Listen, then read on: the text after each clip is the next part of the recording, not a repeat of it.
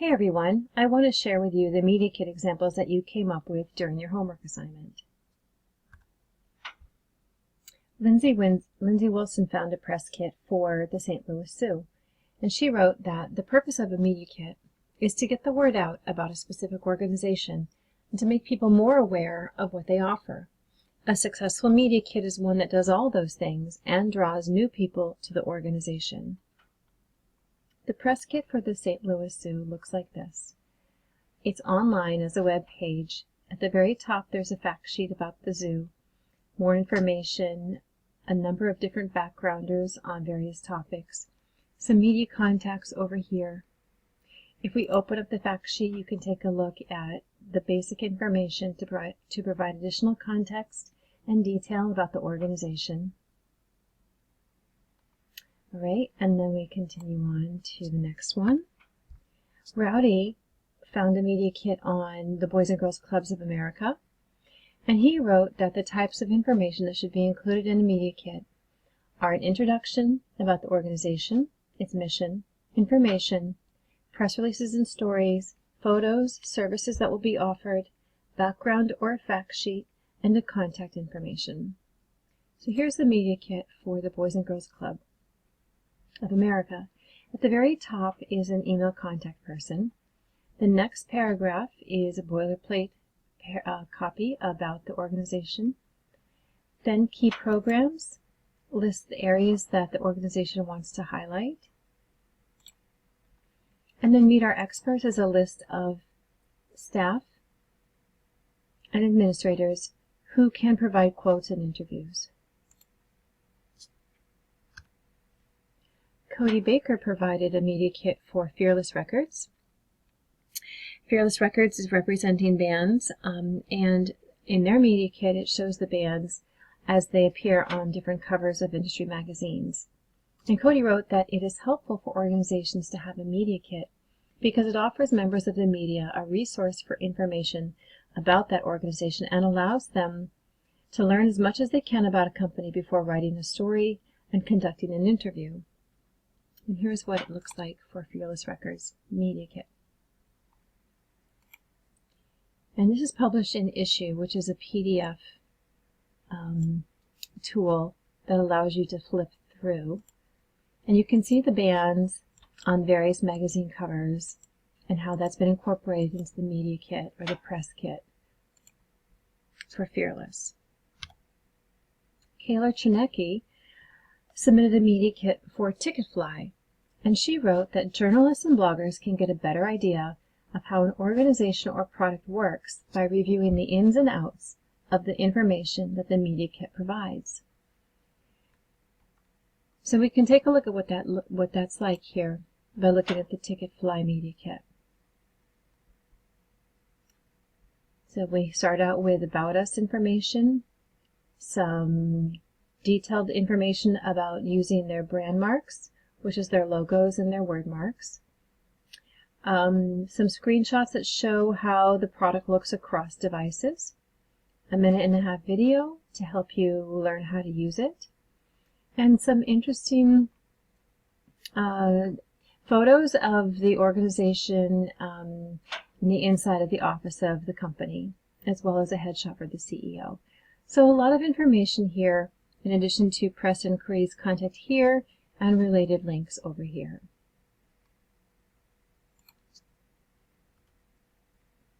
Monique Abbott submitted a media kit for Goodreads, and she says that journalists and bloggers like media kits that contain objective facts and get right to the point.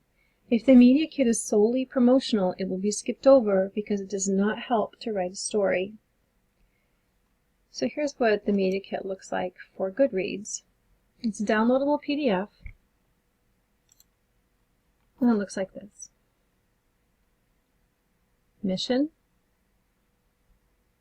members, who is their audience, what does it look like to use it, what do you need to know if you want to be an author and have your book on Goodreads, what do you need to know if you want to be an advertiser, how using Goodreads connects to various social media,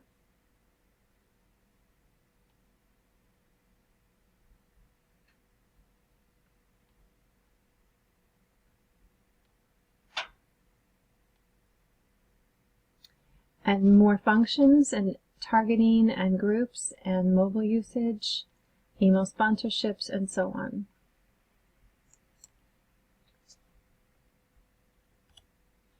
Two students in the class chose Cosmopolitan to do the Media Kit survey, and Michelle King wrote that it is helpful for an organization to have a Media Kit because it helps the media tell your organization's story without any room for miscommunication. Here's the Cosmo Media Kit online. They start out with a mission statement, go on to the demographic profile, who are our readers, what kind of education do they have, what's their age range, what is their employment status, and so on. The editorial calendar is unique to publications, so we have several students who picked magazines. Each of them has an editorial calendar and a rate card, and also specs information for submitting ad files. So the other thing to know about this one is the reach. So Cosmo has shown that their reach with print, digital, and social here is about 3 times the amount of a competitor magazine, Marie Claire. And so when you have this much more visibility, then you can have higher ad rates, which are listed here. And this is all typical of a media kit for a publication. Rachel Simonian also did Cosmopolitan, and she said members of the media use media kits to help get information out to the public about their organization by using a series of different news releases and fact sheets.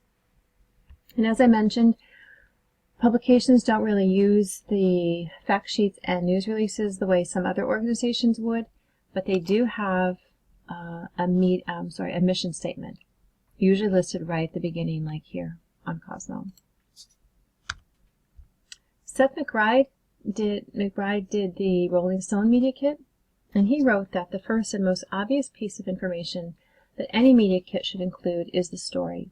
Every media kit needs a focus on one story, and everything else put into the media kit will act as a supporting role to that story.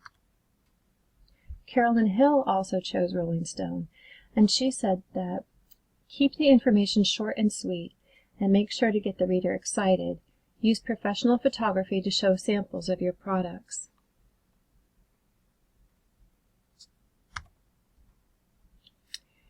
Amber Williams chose 17 magazine. She said media kits are essentially packets of information. They contain the base news release, and everything else included in it is supplemental to said news release. It is a way to further promote the message. Cameron Michaud picked Maxim magazine. Cameron says the overall goal of a media kit is to provide journalists and bloggers with the information they need to write a story about the organization or an event. Caitlin Adams chose Women's Health magazine, and she wrote, members of the media use a media kit to decide who will be given valuable press coverage. The media kit is used as a, quote, mini billboard to attract journalists to cover your organization or cause. Emma Lantieri also picked a magazine called Wired, and she wrote, press releases are usually short and concise and answer basic questions, but the media kit is trying to craft a longer story and provide more information. Here's what the media kit looks like for Wired magazine. They show growth over time, editorial calendar, editorial sections, editor-in-chief bio, the numbers for print and digital, the demographic, typically 72% men, 28% women, total audience 3 million, average age 39, median household income 91,000.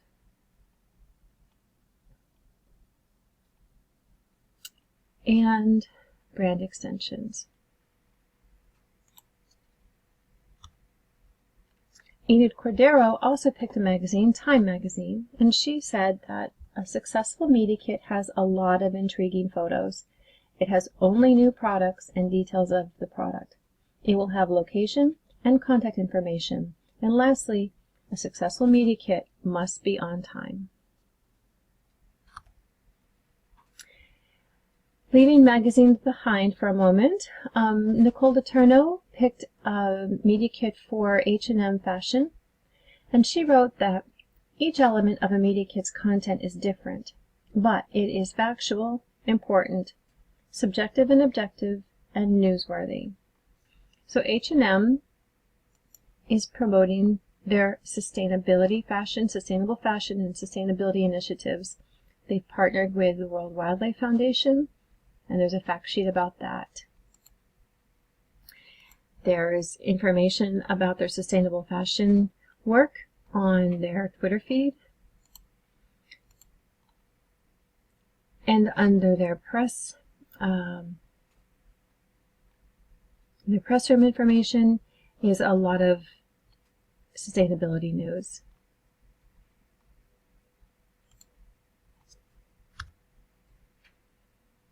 And Kaylee Stone picked JDRF to look at their media kit, and she wrote that colors, design layout, and making sure the media kit is easy to read as indicators of a successful press kit. She said, it's all about the color scheme and layout that lures me in. So that's to keep in mind, not to pay just only attention to the words, but also to the presentation and the visuals as well. Here's the press kit for JDRF. They start with some fact sheets, media contacts, donation information, and if I pull up the fact sheet, you can see that there's an about paragraph, some visuals here, some bulleted facts and figures, some infographic data, and that gives a visitor a lot of information at a glance about type 1 diabetes and JDRF. And that concludes the presentation on the media kit examples that you guys all came up with, and I hope that you could see throughout this there's a variety of ways to present the information, to make it available to your audience, and to select and choose how to present that information for visual appeal. You guys did a great job. Thanks.